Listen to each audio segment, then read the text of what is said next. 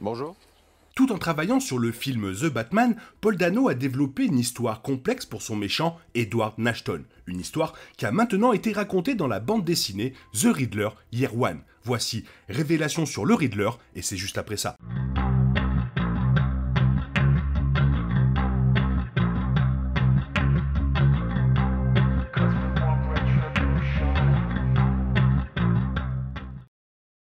Cette histoire comprend de nombreuses révélations sur le personnage et le Gotham dans lequel il vit. Tout au long de ces 6 numéros. De ses projets à ses motivations, cette bande dessinée dévoile quelques secrets que les fans du film devraient connaître. The Batman mettait en vedette un jeune Bruce Wayne affrontant le Riddler de Dano. The Riddler Year One est réalisé par l'équipe créative de celui-ci. Les comics présentent l'enfance d'Edward Nashton, sa vie adulte et sa transformation en méchant, révélant beaucoup de choses sur le personnage qui développe la représentation du film.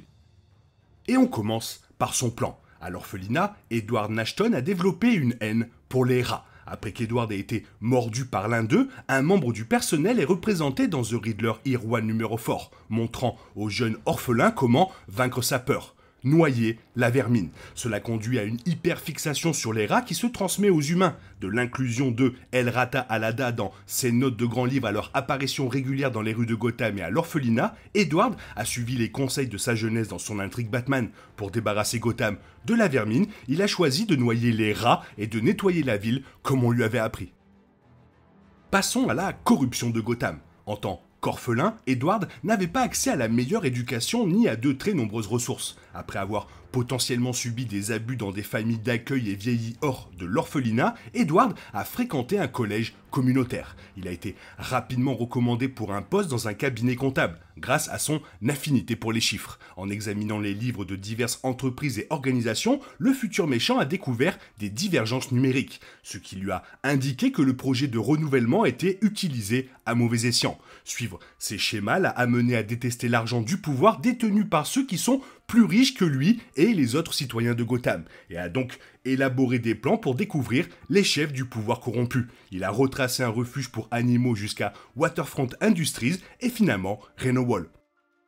Et on continue sur son premier meurtre. Le film montre Edward ciblant 3 personnalités importantes de Gotham, le maire, le commissaire de police et le procureur. Cependant, avant le jour du scrutin, il a également réussi à provoquer l'élimination de son propre patron, Mr. Stone. Le cabinet comptable pour lequel Edward travaillait était le même cabinet qui effectuait les prélèvements pour Reno Wall, auprès des familles criminelles et de diverses organisations ou entreprises contribuant au programme. En conséquence, il découvrit que Mr. Stone était un membre majeur du système corrompu de Gotham. Bien qu'Edward ne l'ait pas directement assassiné, son appel anonyme, révélant que la duplicité de l'entreprise avait été découverte, a conduit Mr. Stone à se suicider avant les événements du jour du scrutin.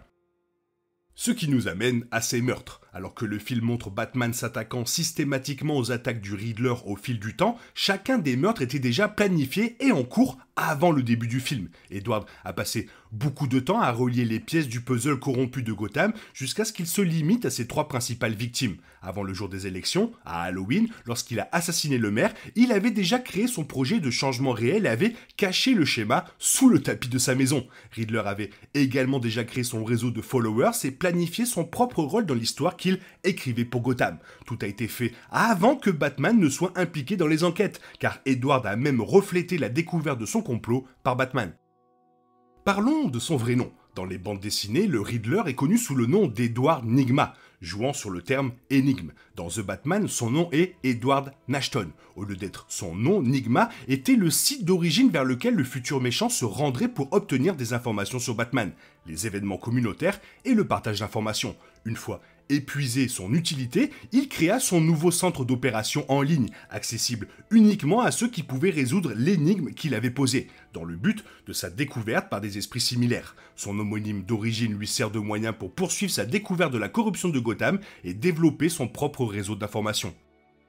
Il avait prévu sa fin. Dans le film, Edward Nashton est identifié et retrouvé facilement par la police de Gotham après que Falcone ait été mis en lumière et abattu par le méchant. Lors de son arrestation, Edward est emmené à l'hôpital d'État d'Arkham où il rencontre enfin Batman et s'entretient avec lui. Cependant, il faisait partie de son projet d'être arrêté et placé dans cet établissement spécifique depuis le début. Sa mère était à Arkham et c'est là qu'elle est morte, sans qu'il ne l'ait jamais rencontrée. Il prévoyait qu'Arkham soit un lieu sûr pendant les inondations de Gotham, rentrant ainsi à la maison, puisque c'est là que sa mère se trouvait pour la dernière fois. Cependant, il prévoyait de former un duo dynamique avec Batman, ce qui ne s'est pas déroulé comme il espérait.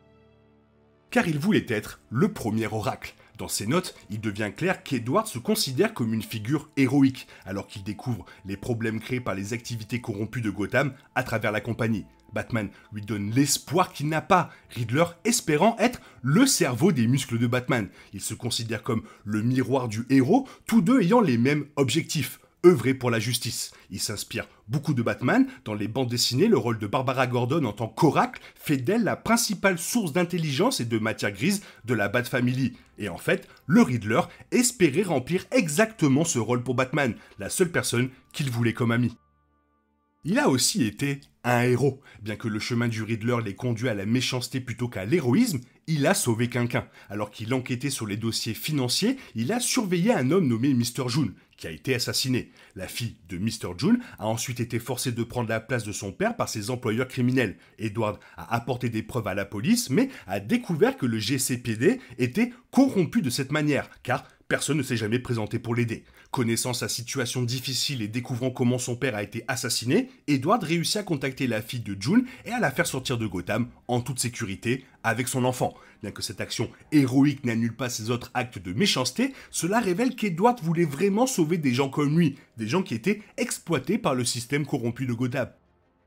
Avant-dernier point, Bruce Wayne n'était pas sa cible. On voit Edward enquêter sur Wayne Industries dans The Riddler Year One, mais il concentre la majorité de son énergie sur l'enquête sur Reno Wall. Il souligne que le mode de paiement de Bruce Wayne est étrange, mais ne semble finalement rien trouver d'incriminant, en dehors du lien de son père avec Falcon, résultant du séjour de Martha à Arkham.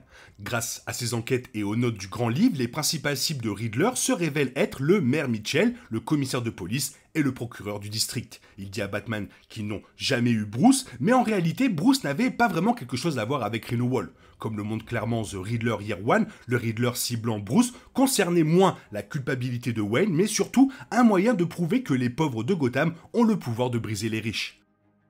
Terminons sur l'identité secrète de Batman. Bien qu'il soit sous-entendu lors de l'interrogatoire à Arkham que le Riddler puisse connaître l'identité de Batman, en fait, il ne la connaît jamais. Ses notes se demandent continuellement qui est le justicier et qui il est pendant la journée avant ses entreprises nocturnes. S'il avait su qui était Batman, il aurait probablement confronté Bruce ou l'aurait dénoncé dans sa manière créative de révéler les secrets des gens. Edward croit sincèrement que Batman et lui seraient amis, même s'il ne se soucie pas de l'éducation privilégiée de Bruce Wayne. Connaître l'identité de Batman aurait probablement poussé The Riddler encore beaucoup plus loin, révélant que son propre héros s'intègre parfaitement dans un espace privilégié à Gotham. Ayant rencontré Thomas Wayne et ayant voulu travailler chez Wayne Industries lorsqu'il était enfant, il n'est pas étonnant qu'Edward ait été si privé de ses droits avec Reno Wall, compte tenu de la façon dont il a finalement été utilisé. Ses rejets continus du projet et le manque de soutien de Gotham et de ses habitants l'ont conduit sur un chemin beaucoup plus sombre. Ces éléments de The Riddler Year One montrent comment le monde autour du Riddler l'a transformé en un méchant qui se croyait un héros. La version Batman du méchant est un personnage très nuancé, avec une histoire tragique qui ajoute efficacement à l'histoire du film. Incroyable ces révélations sur The Riddler, qui a été quand même l'un des meilleurs méchants qu'on a eu dans les films Batman. Toi, qu'est-ce que tu en penses? Fais-moi part de ton avis dans la zone commentaire, sinon il est temps pour toi de reprendre le cours normal de ta vie. Bien sûr, on se retrouve bientôt pour une nouvelle vidéo. Bisous bisous, bye bye. Oh yeah, we want retribution.